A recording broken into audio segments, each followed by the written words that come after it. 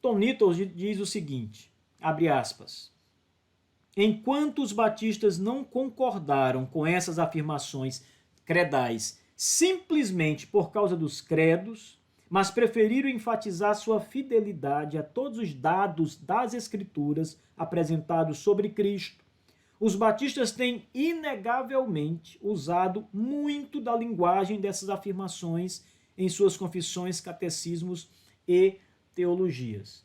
Ora, o Nichols está dizendo o seguinte, os batistas, eles têm estes antigos credos, eles têm essas afirmações credais como corretas e estão baseados nelas porque, repito, estas afirmações têm como base a própria revelação, a própria palavra de Deus.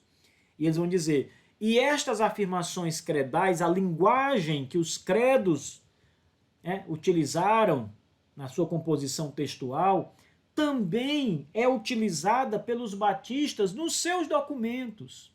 Ora, isso aproxima ainda mais os batistas da ortodoxia, porque até a linguagem que eles usam para declarar sua fé é a linguagem credal, ou muito parecida com a linguagem credal, com a fraseologia que estão nos credos e nessas confissões mais antigas. Isso é bem interessante. Ortodoxia significa estar de acordo com o conteúdo da revelação divina. E qualquer ensino ou declaração que seja contrário ao que a Escritura afirma, obviamente não é ortodoxia. O juiz supremo, como diz a nossa confissão, não são os credos, não são os concílios, é a palavra de Deus. A Bíblia é o juiz supremo da nossa fé. Nós cremos naquilo que a Escritura diz. Sobretudo, em primeiro lugar, naquilo que a Escritura diz. Se os credos repetem essa Escritura, nós estamos com ele. Isso é ser ortodoxo. Então, sobre a doutrina das Escrituras, por exemplo, que o Dr. Albert Mohr coloca lá no livro que eu apresentei agora há pouco, como sendo também base central para a essência, isso não pode ser negada de jeito nenhum, crer na Escritura conforme a Escritura fala de si mesma é essencial para o Dr. Mohr. Ele diz assim, a veracidade e a autoridade das Sagradas Escrituras devem também ser classificadas como doutrinas de primeira ordem, essenciais e inegociáveis.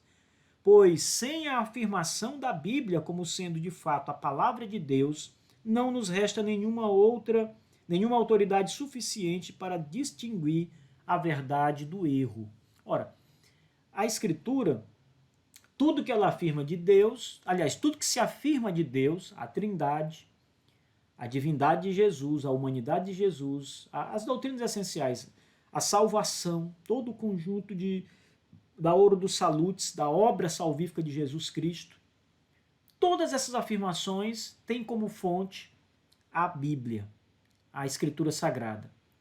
Portanto, ter a Escritura Sagrada como doutrina essencial, crendo em tudo que ela diz, é essencial. Eu concordo com o Dr. Albert Mohler aqui, de que essa doutrina das Escrituras não pode ser colocada em segundo plano.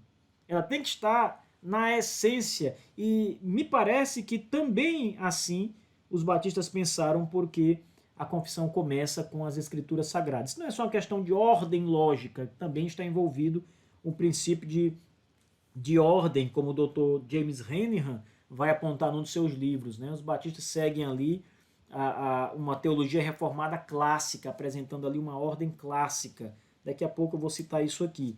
Mas além disso, obviamente, além disso, a ideia da Escritura, como os batistas apresentam ali, ela é simplesmente majestosa. Não se pode negar o que tá sendo dito ali. Então, como os batistas, nós vimos que a linguagem credal está presente nos seus textos, nas suas confissões de fé, nos seus catecismos, está presente nos escritos teológicos de pastores, teólogos batistas lá do passado e também do presente. Isso não é coisa só do passado. Então, toda essa fraseologia ortodoxa, confessional, essencial, que os batistas retiraram ali dos primeiros credos que estão baseados na Escritura, é muito importante para mostrar que essa ortodoxia batista ela está muito bem configurada, muito visível ao longo dos séculos. Então, esse alinhamento dos batistas reformados com o cristianismo ortodoxo, ele é muito visto, ele é muito facilmente identificado a partir desses documentos. A Confissão de Fé de 1644, no artigo 2, que vai falar sobre Deus também, a parte daquela fraseologia da Confissão de 44, nesse artigo 2º, é muito também, não é só parecida. Muitos termos são termos que estão nos antigos credos apresentados nos concílios da Igreja Antiga. Então, a linguagem é a mesma. Os batistas usaram a mesma linguagem para identificar a sua fé, para explorar, expressar a sua fé. Observe o artigo 2º da Confissão de 1644 e tenha do seu lado o credo da Calcedônia.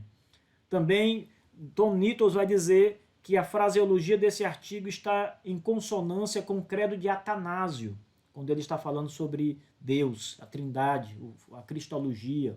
Então você vai alinhar, você vai observar esse artigo da Confissão de 44 com esses dois credos, apenas citando esses dois como exemplos, e você vai ver que muito das afirmações, mas não só as afirmações, das próprias palavras, dos próprios termos que os batistas usaram para formular sua fé, está baseado nessa fraseologia dos credos antigos. Isso é muito importante, pessoal.